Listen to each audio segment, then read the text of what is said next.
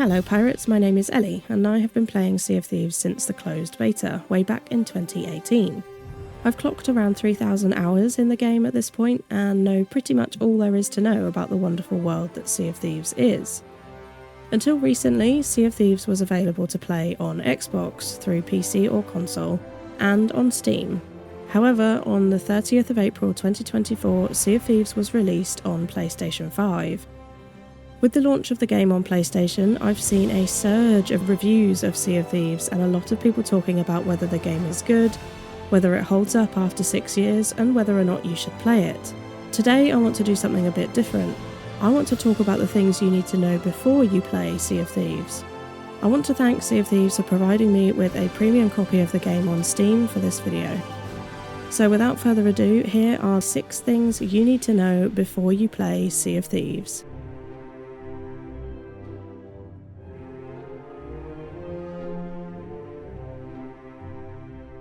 So first up, everything that you can buy, from weapons, clothing, ship sails, buckets and pocket watches, whether from the outpost shops or the Pirate Emporium, are purely cosmetic. There are no skill levels or stat values, no weapon or ship leveling. Everything is purely cosmetic. This means that whether you're a new player or a seasoned veteran like myself, you'll be on an even playing field when it comes to damage. Whilst veteran players will have a good 6 years experience under their belts, skill and the truly unpredictable nature of the Sea of Thieves sandbox will make a difference. Combine this with the cosmetic-only upgrades, and you can see that Sea of Thieves really is one of the most accessible live service games around.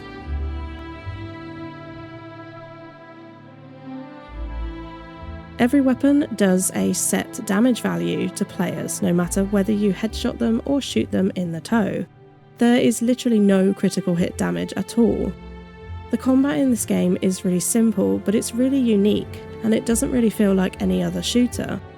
When you look at just player versus player, there is only one weapon that can one-shot at present, the blunderbuss. If we take a look at the damage numbers for weapons against players, you can see that the sword does 25% damage per swing and 60 on a sword lunge, which is like a heavy attack. The throwing knives do 14 per stab and 70 on a heavy stab and 65 on a throw.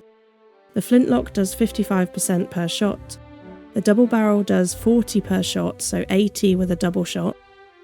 The Eye of Reach does 70 per shot, and the blunderbuss, the only weapon in the game that can one-shot, 10 damage per pellet, and if all 10 pellets hit, that's when you get your one-shot kill.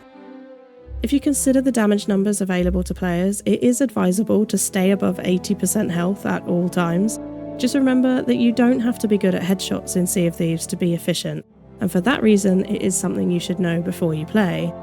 You will find that there are some issues with hit detection here and there, but the team at Sea of Thieves are constantly working to improve this, and they've actually recently set up a dedicated game health team who seem to have hit the ground running with the release on PlayStation, and the very few minor bugs have been squashed really quickly after release, and they're always working to improve this hit detection area of the game. So your first goal once you start your voyages should be to buy your own ship. Becoming a captain of your own ship will unlock the ability to sell all your loot at one vendor, rather than selling to the trading companies individually, and you also unlock the ability to buy extra supplies and trinkets to decorate your ship. Selling at one location makes levelling up your factions much faster and will definitely speed up your journey to Pirate Legend. The sloop, which is a solo or duo ship, will cost you 250,000 gold. A 3-player ship is 375,000, and the galleon, which is the 4-player ship, will cost you 500,000. World events, diving to voyages and emergent activities such as skeleton ships and megalodons are the way you'll be earning your gold. Your quest table will guide you through the process of unlocking new voyages as you level up through the ranks. You'll be earning faction rank with the 3 main trading companies when you complete voyages and sell your loot. Your goal after you've purchased your own ship is to reach Pirate Legend, and that means reaching level 50 with 3 of the main factions. Once you hit Pirate Legend, you unlock endgame voyages and the ability to visit the Pirate Legend hideout, and this is where you'll have access to sought after exclusive cosmetics that cost several million in gold.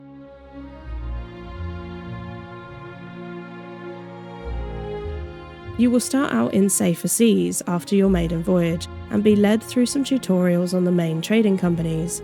The only ship on that server will be you. However, on safer seas, you only earn 30% of the full gold value and reputation.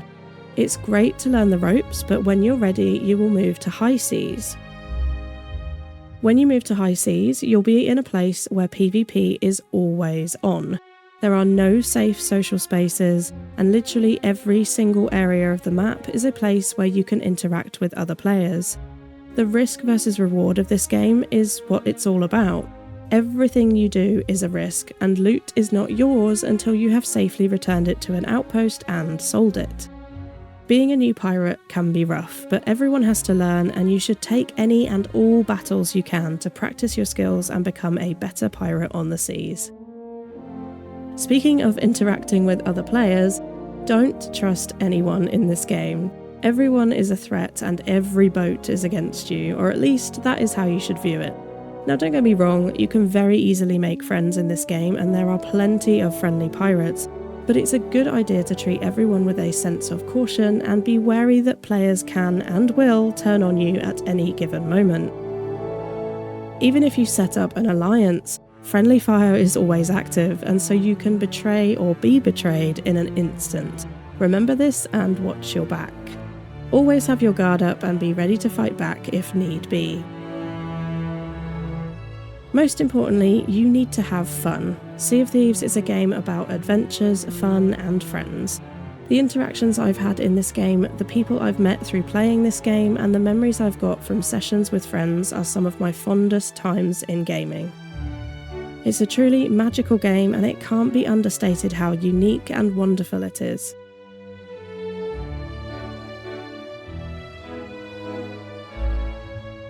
If you can, do use the in-game chat features and interact with as many other pirates as possible. It's truly where the magic of this game is. You don't even have to use your microphone if you don't want to. You can type in-game to communicate with other players, whether on console or PC, and you can make use of the predetermined text options, which include basic comms as well as specific strategy options too. Just try to remember that you are playing a pirate adventure game, don't take it too seriously, and enjoy yourself. All in all, if you keep those things in mind before you set sail, you are sure to have a great time on the seas. I wish you all the best on your journey, and I hope the seas treat you well. If you liked the video, then please do leave a like and subscribe for more Sea of Thieves content.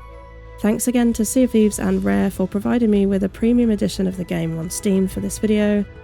If you don't already own your copy of Sea of Thieves, then check the link in the description. And thanks again for watching, and hopefully I'll see you on the seas.